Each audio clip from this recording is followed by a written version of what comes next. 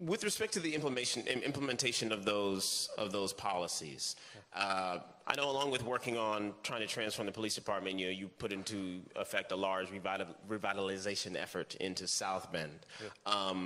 But again, I think the efforts were successful, but probably only successful in particular demographics throughout your city. And you didn't see a uniform growth in all of those areas, and particularly some of the areas that were primarily occupied by Black and brown people. And so, you were just talking specifically right now about when you noticed some of the failings in your attempts to transform the police department, how you put in place systems to try and figure out what the issue was.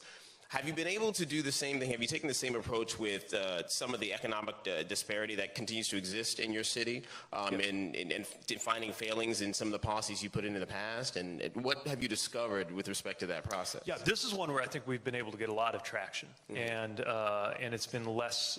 We haven't got where we want to be, like the country hasn't got where we want to be, but we've learned some things that I think we can apply nationally too. For the first thing we learned is the importance of a listening and reciprocal process in decisions about where a neighborhood is headed.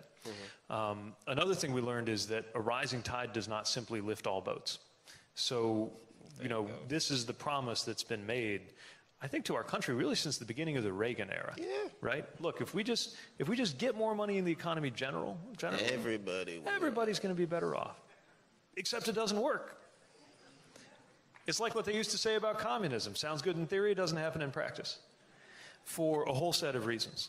And so it means that we have to be committed to make more investments in areas that have been systematically excluded. And that's what we've been doing in South Bend.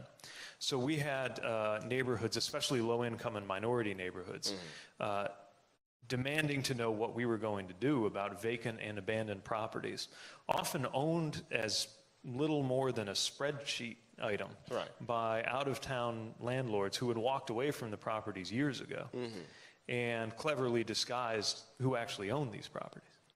And what we had to do was admit that we may never figure out who owns some of these properties because they've so thoroughly disguised who it is. But that's not a good enough answer for the neighbor. We can't just say, I'm sorry, we don't know who to go to.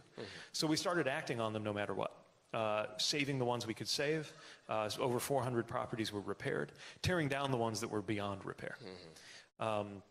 But even there, some people got caught up in the system. I was about to ask, yeah. So one thing that was happening was some of the properties got bought in a county process. So it goes to tax sale, nobody's paying the taxes.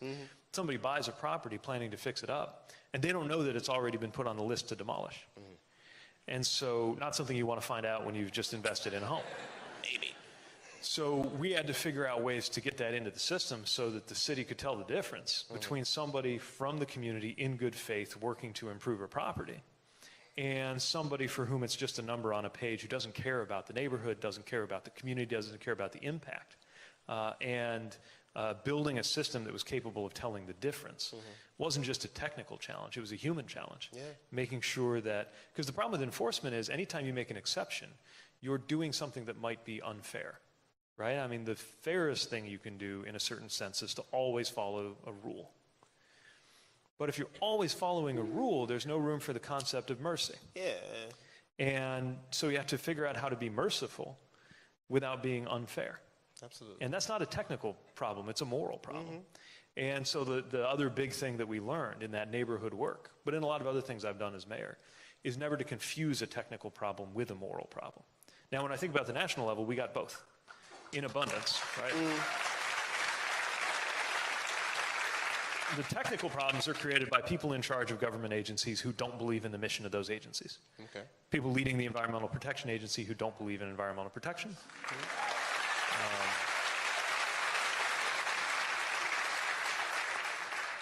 People leading the Department of Education who don't necessarily believe in public education. And so the technical failures there aren't going to get any better until you have managers who actually believe in the thing that they're managing. But there are also moral challenges that come to this country that only a president can address. And it's not based on some statutory authority it's not a policy question always. Sometimes it's a question of just how you call a nation together and how you identify problems and solutions, how you identify threats, whether you name them. For example, whether we are willing to name violent white nationalism as a threat to this country.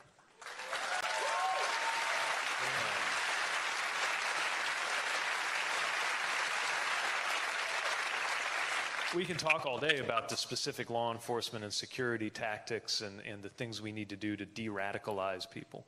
But first we got to acknowledge there's a problem, name it, and provide moral leadership to this country in walking this nation away from that. I think that that's an excellent point.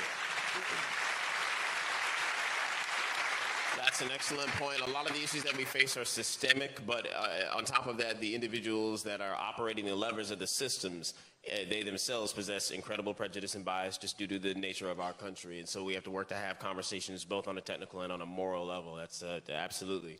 And we need somebody in the White House who's willing to engage in those difficult conversations with people who think that they are already in the right. And so it's a very important point. Thank you for bringing it up, Pete. I have one